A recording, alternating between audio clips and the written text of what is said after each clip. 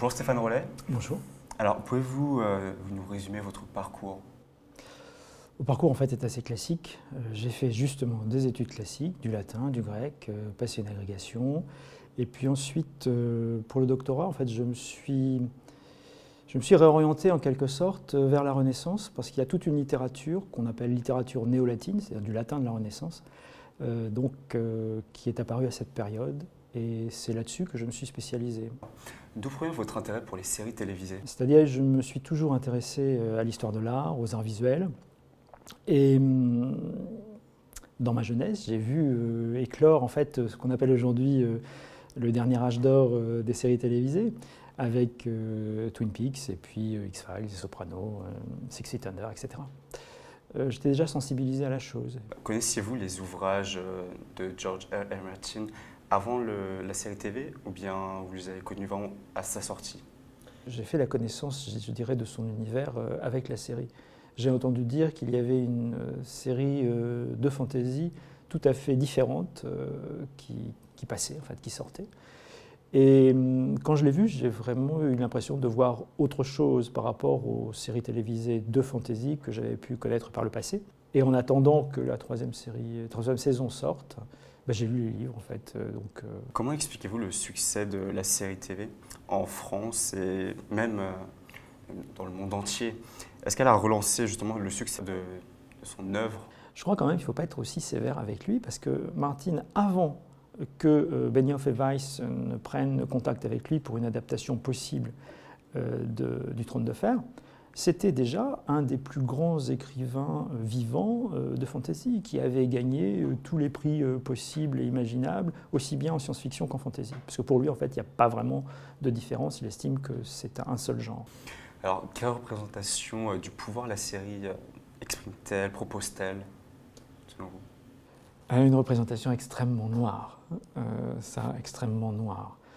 C'est une espèce de mixed-up entre, je sais pas, Machiavel, Hobbes et Nietzsche, peut-être, si on va du côté de la philosophie, mais en restant relativement superficiel en même temps. Bon, le problème du pouvoir, de toute façon, c'est de savoir comment on va l'acquérir, comment on va le garder ensuite et comment on va pouvoir le transmettre après. Et l'univers dans lequel on est plongé, c'est un univers où ces trois questions se posent de façon constante. En ajoutant deux éléments supplémentaires, c'est pour ça que je parlais à la fois de Hobbes et de Nietzsche.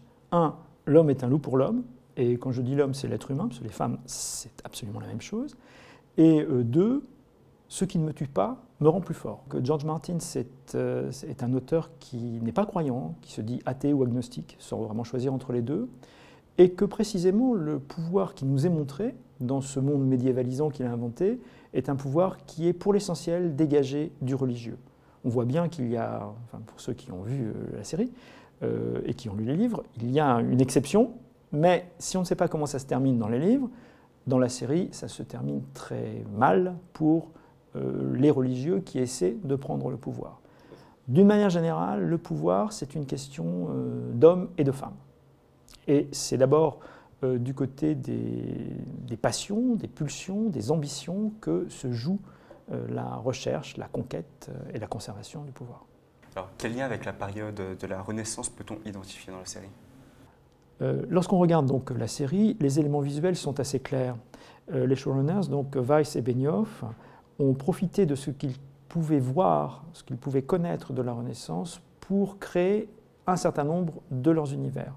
On voit bien qu'il y a des citations visuelles, plastiques, dans le monde germanique qui nous rappellent évidemment les Stark.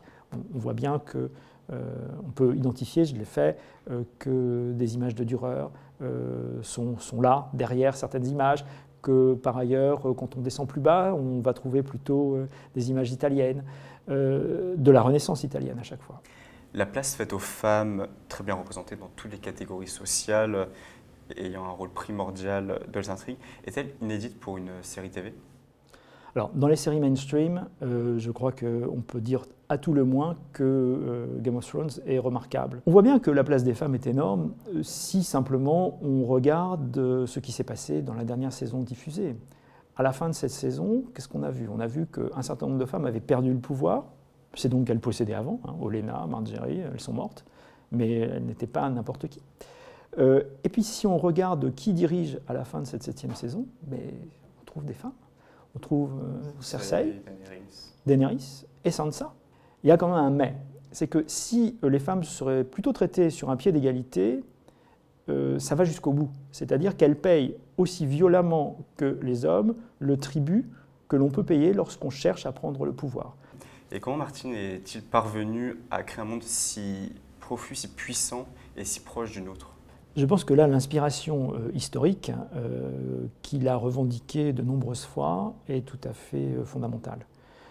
Alors, il dit lui-même que sa connaissance de l'histoire, alors faut-il le croire, ça je ne sais pas, mais il dit lui-même que sa connaissance de l'histoire provient essentiellement des fictions historiques.